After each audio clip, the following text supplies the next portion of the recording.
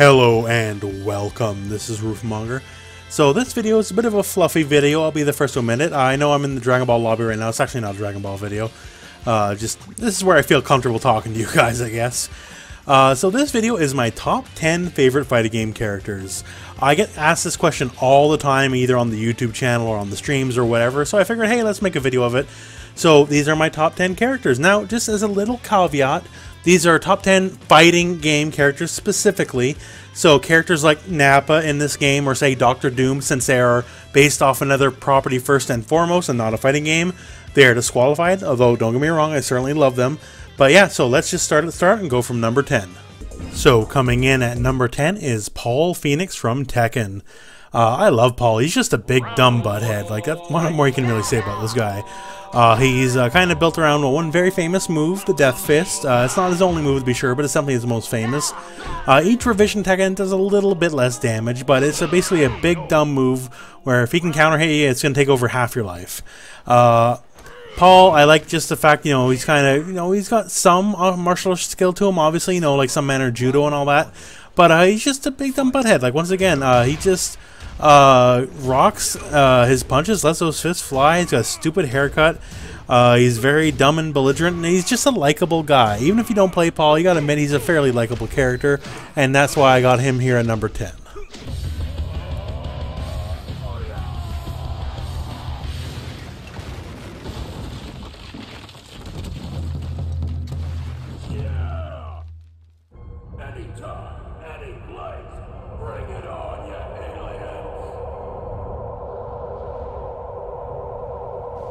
So coming in at number 9, we have Sasquatch from Darkstalkers. And just so you know, this is a Canadian character. Yes, I know he's a horrific ice monster, but he is still Canadian, so that is Canadian pride as far as I'm concerned. But yeah, he's just so much fun. He's fun to play if you ever played Vampire Savior, or even any Darkstalkers, but Vampire Savior specifically. He's just a monster. Giant buttons, crazy rushdown, huge normals. The character itself, the character looks like he's having fun. He's animated beautifully. He has little snow buddies that always join him after a fight, and he's just cool. Like between the big ice beams, the big hammer fist, he's just a giant ball of Sasquatch rage, and I just love it. He's just a really fun character. At number 8 is Astaroth. Also, I do count Rock as part of this. But yeah, Astaroth, I just love him, and Rock. Just a giant axe. I love the big weapons, big axe, big mace, that kind of stuff. He's got a good keep-away style of play.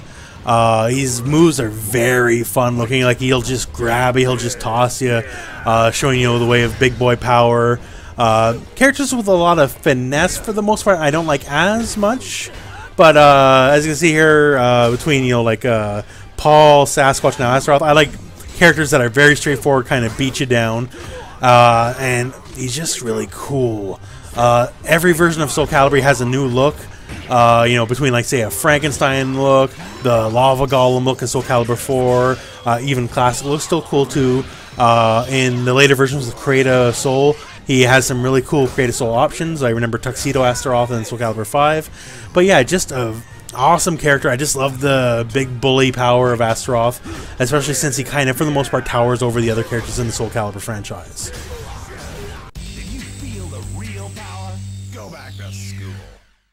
So now coming in next, we have Wolf Hawkfield, who is another Canadian, just so you know. But yeah, Wolf is kind of the ultimate pro wrestling character in all of fighting games.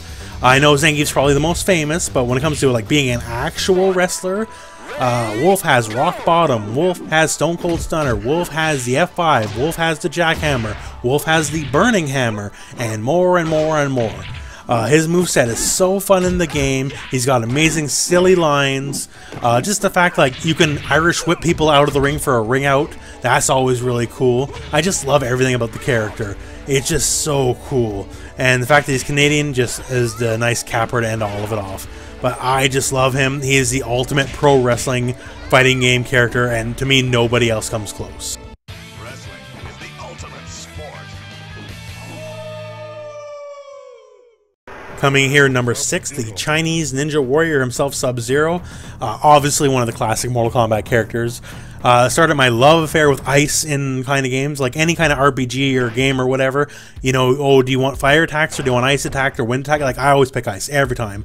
For the longest time, because of Sub-Zero, when I was a kid, I wanted to have ice superpowers because I'm so blown away by how cool Sub-Zero is, and that's no pun intended, by the way.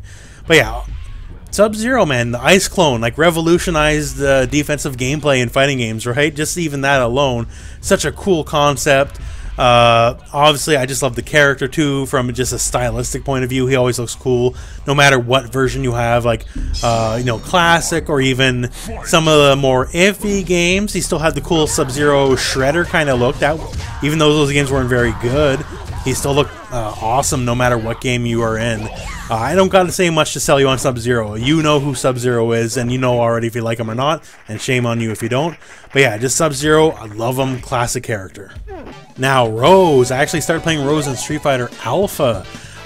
This is not a character that's kind of similar to everyone else on the list, because she's a very prim, proper, and elegant character. But what I love about Rose is, most of all, just the gameplay, especially in Street Fighter 4 and all its revisions.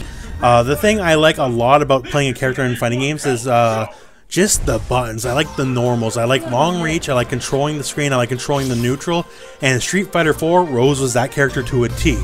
I still like her aesthetics. I still think she's a cool character. I like the whole kind of counterpart to M. Bison with his evil psychic power. She has very good, wholesome, natural psychic powers. But for me, she's definitely one of my favorite characters purely on gameplay. All about perfect spacing, all about controlling space, all about owning the neutral, and she was just a blast to play. Even though I had so many problems with Street Fighter 4 over the years, like for one reason or another, Rose was always my standby. Rose, I always loved to play her, and she was just a blast to play because she kind of fit everything about my playstyle to a T.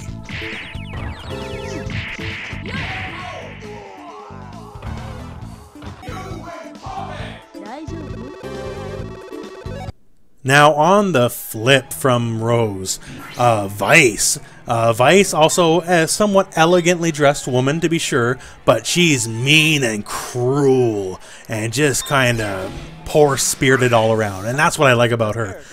She is the character I played. The only KOs I put a lot of time into are 97, 13, and 14, but I played Vice in every version, and I did play her also in Capcom vs. SNK 2. But yeah, so you got a lady here in like a business suit, you know, nice short haircut, you know, prim proper, and all of a sudden she's giving you Frankensteiners, she's giving you pile drivers, power bombs, and just like slamming your face into the dirt, and just being sadistic and cruel and just like awesome.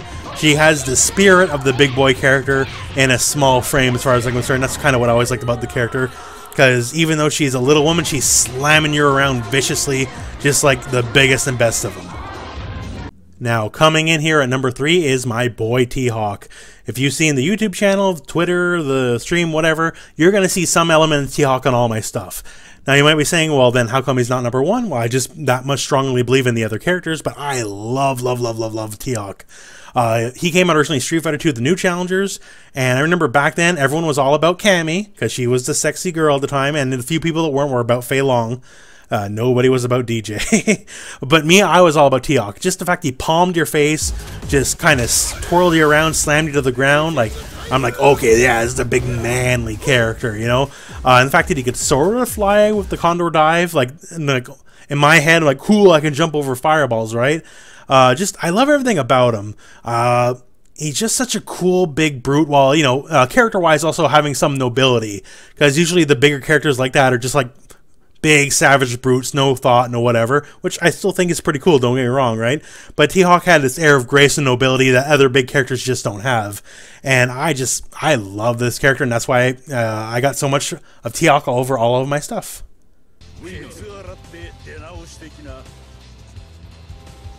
Coming in at number 2 is Leon from Dead or Alive. I bet a good chunk of you watching this don't even know who Leon is, and while that makes me sad, I do understand it. But to me, Leon is everything that's man. It is rare for fighting games to have an older character that's like just not ancient.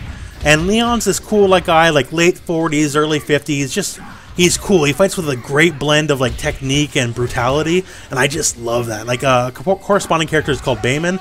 And Bayman's all about, like, you know, surgical strikes and all that kind of stuff. So Leon has some of that, but then he'll also grab you and just toss you like you're a rag doll.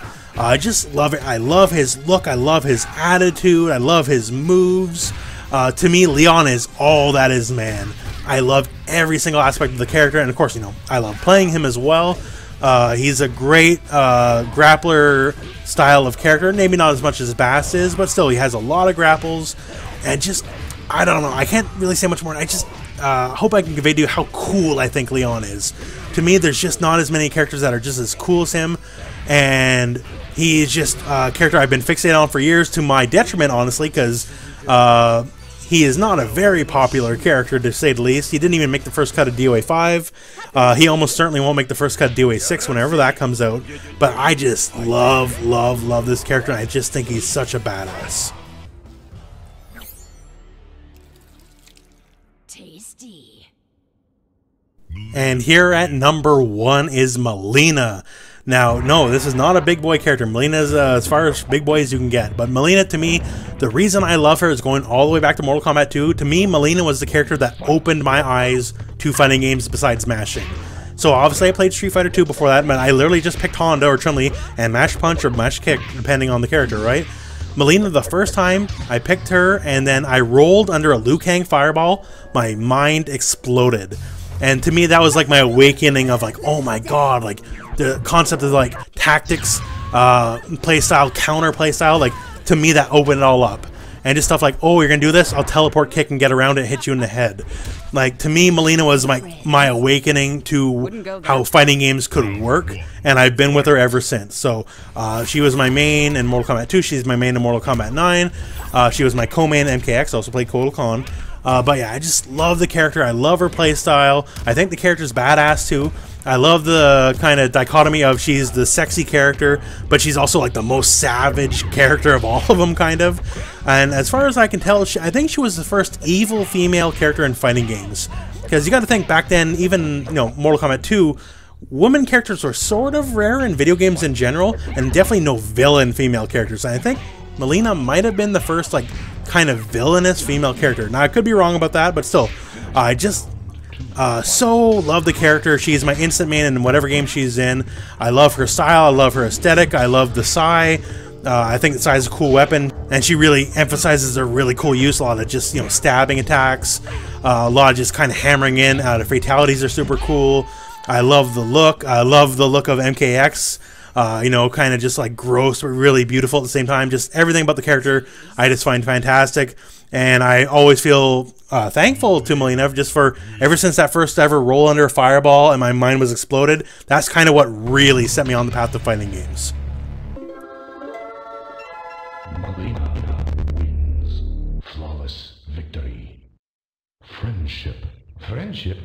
Hey, so if you got this far, thank you very much for watching. I appreciate it. So this is just a little bit of insight to the characters I like.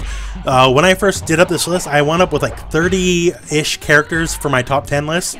So this was kind of actually agonizing to break it down to a top 10. So I hope you thought some of those characters were cool. There was a bunch of characters that almost made the cut, like Morgan from Darkstalkers, Ivy from Soul Calibur, Vertigo from Primal Rage. I love that crazy snake teleporter. But yeah, that concludes this video. So thank you very much for watching. Hope this video found you well. Go out and play Dragon Ball, go out and play Soul Calibur, go out and play Marvel, go out and play Street Fighter, go out and play whatever your heart content.